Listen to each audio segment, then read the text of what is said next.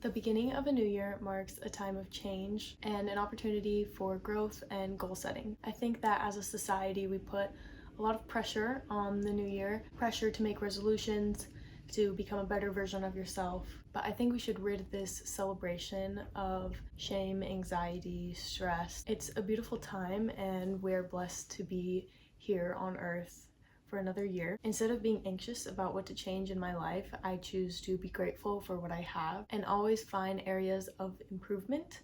In the past years, I've learned that it's not about the big goals that we're chasing, but it's about the little steps and the journey that we take to get to achieving those goals. I've discovered that routines and healthy habits are the most important thing.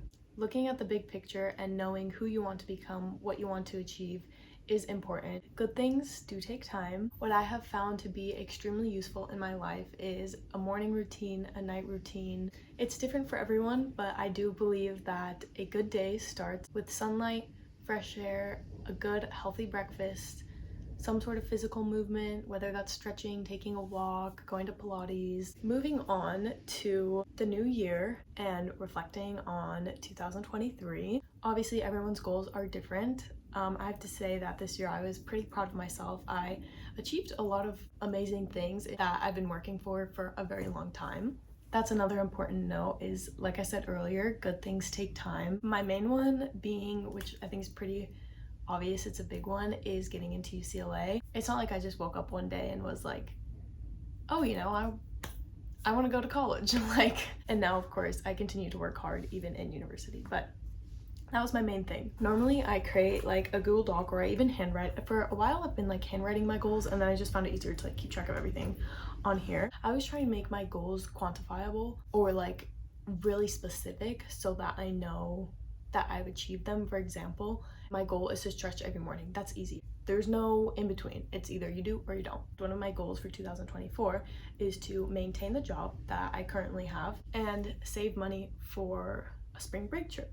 That's one thing I am manifesting and working towards. I know that if I continue to work hard and plan out the whole trip, that it can happen. Another one of my goals for the New Year's is to take a French course and learn French. As long as I get through French 1, elementary French, I know that I will be on the right track to learning how to speak French.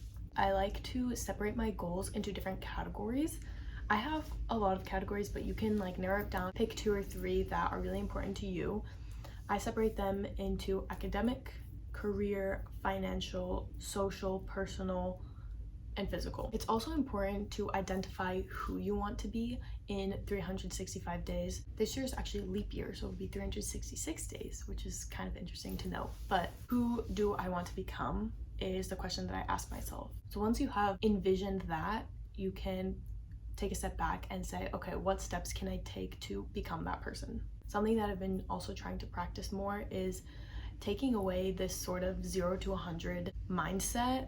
That's not how it should be. So this is sort of how I set up my year. It's a combination of reflecting on the one before and setting up the one to come. Something that I've recently started doing is creating vision boards. So I made one for 2023. This one is my vision board for this year. Another thing that I like to do for every year is set a word. So last year my word was consistency, which I did allow to guide a lot of the decisions that I made. So my word for this year is refine. I've already set up everything in my life. I have established great routines, healthy habits. So now it's just a matter of maintaining them. So here I used a combination of my own pictures that I've taken from my camera roll and pictures that I found online. This year I want to be a big year of travel for me. Visiting new places has brought the most value to my life. Ideally, I would travel to the places that I put in the corner, which are Amsterdam, Belgium, Japan, and South Africa.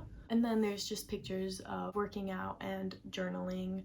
I've been journaling for years now, so that even though that's not a specific goal, it's something that I want to continue doing. We're about a week into the new year now, and tomorrow winter quarter starts at UCLA, so I'm going back tonight. I want to also share some useful tools that I have found in the past to help me be the best version of myself. Let's start with books. I am not really into romance books. I wish I was, but I do like to read books based on true stories or bibliographies. I mentioned in my last video that I just read my grandfather's bibliography, and wow. I also read a lot of like inspirational books, So I would say the main one that I really liked this year was Atomic Habits.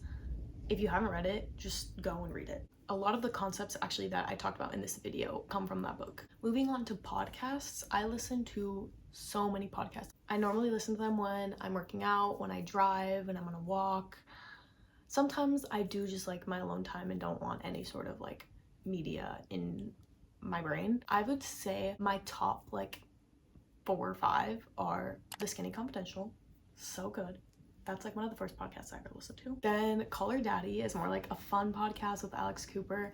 Along with that is Alex Earle's podcast. Jay Shetty's podcast, On Purpose, is really good as well. Diary of CEO. I don't listen to every episode just because they're very long, so I have to find a good time. Maybe like if I'm on a road trip, I'll listen to that. And Katelynn Nolan's podcast, Not Your Typical. Those are short, digestible, easy, fun episodes. I also feel like I learned from those.